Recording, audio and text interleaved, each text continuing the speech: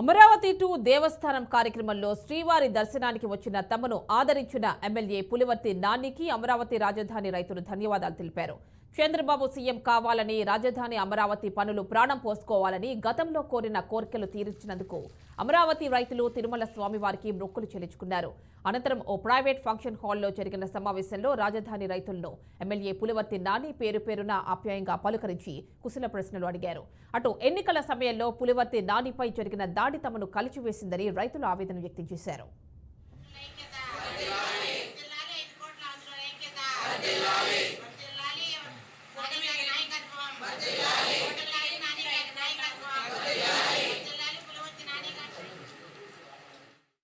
మీరు ఈ 5 సంవత్సరాలు చేసిన త్యాగం అంత ఎక్కువ కాదు.